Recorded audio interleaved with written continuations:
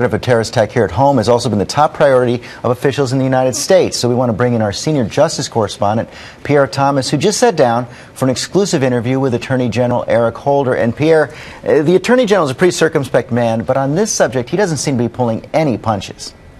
George, I've known and covered the Attorney General more than a decade, and I can tell you he was remarkably candid and quite blunt about the relentless nature of the terror threat the U.S. is combating.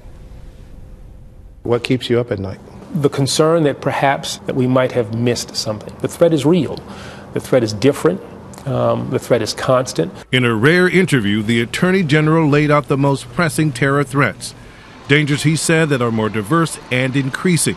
Among them, the new rapidly evolving threat posed by homegrown radicals. The threat has changed from simply worrying about foreigners coming here to worrying about people in the United States, American citizens, raised here, born here. You didn't worry about this even 2 years ago. In the last 18 months, at least 50 Americans have been charged with planning acts of terrorism.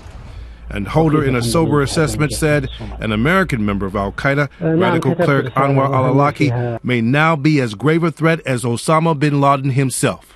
Awlaki, Holder says, is a clear and present danger. He's an extremely dangerous man.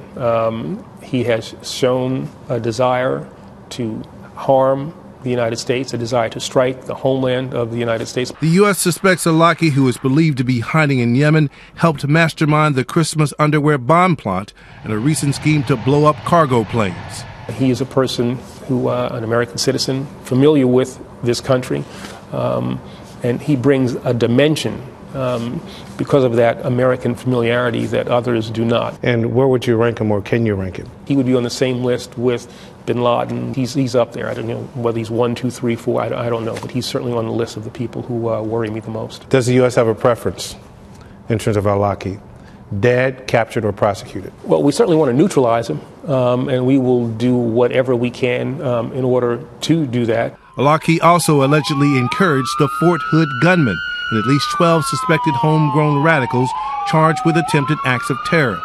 His teachings and writings have been discovered on their computers. One of the things that struck me is that how many of these people have been radicalized online. The ability to go into your basement, turn on your computer, find a site that has this kind of hatred spewed. They have an ability to take somebody who is perhaps just interested, perhaps just on the edge, and take them over to the other side. To cope, the U.S. is monitoring scores of radicals and has set up stings to combat the homegrown threat. But the increasing number of stings is not without controversy. You know, the critics say that the stings that the FBI has been doing basically amount to entrapment. We're going to do whatever it is that we have to do in order to protect the American people. Options are always given all along the way for them to say, you know what, I've changed my mind. I don't want to do this. And up to now, everyone has said, everyone that we've charged has said, no, I want to go forward. And all of those actions were designed to kill Americans. Holder said the U.S. has made great strides in improving its ability to detect and block attacks.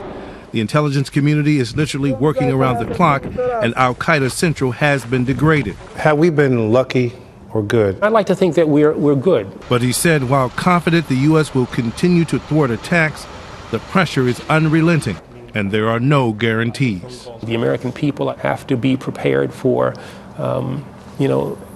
potentially bad news. Holder says much of the intelligence is chilling.